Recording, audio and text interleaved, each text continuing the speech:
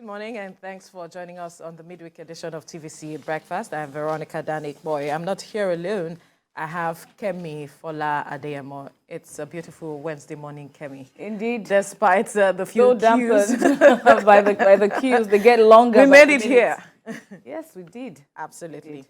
But then let's quickly look at the fact that the President, Tinubu, and his vice, although I'm still trying to get a hang of the fact that we have a new president, and it is President Tinubu right now. I'm the only one. Many of us have had to stumble on the words president-elect as against president. President, yes. And he resumed office yesterday. He inspected the Guard of Honor. He and his vice resumed office yesterday, and they were welcomed by the CBN governor and some other key government officials yesterday in office. And he has hit the ground running, like everyone would say. He has, and he was indeed welcomed to, of course, he's mindful of the national issues, plaguing the country at the moment, top of which is the fuel scarcity. And he was busy. He had a busy first day, having critical meetings with stakeholders, including the Those are some of the NNPC persons that were present at resuming office, Speaker of the House of Representatives, Femi Gbajabiamila. And we also have someone who looks like Boss Mustafa there that I saw earlier also. But he has resumed office, which is the major issue. That's him entering the office. Dele Alake is also there. And every person in the party, key stakeholders in the party, also present there. I believe that the conversations would be around the monetary policy as well as the removal of fuel subsidy and the fact that NLC has been kicking with regards to this matter as well. So Nigerians are waiting to see how he will be navigating through this murky waters, if I may call it, to addressing and cushioning the effect of this removal.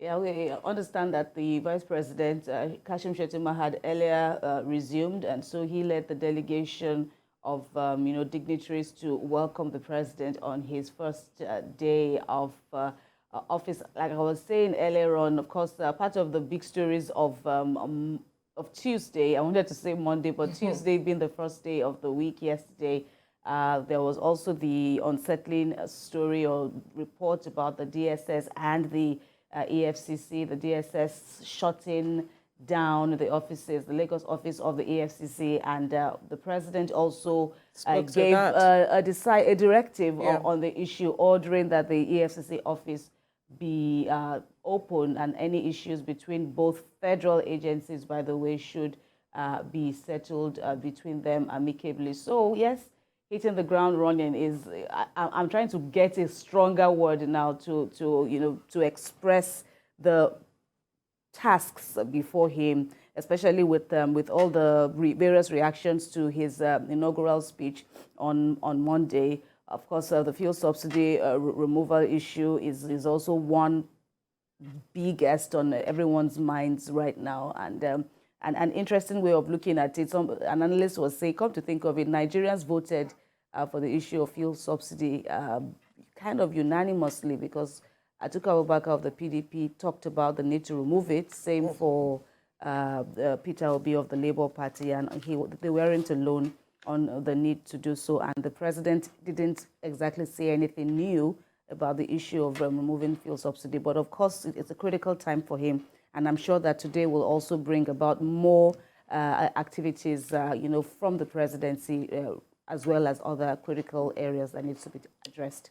Absolutely. We are going to see how he responds to particularly Labour, who is speaking and making very strong statements there.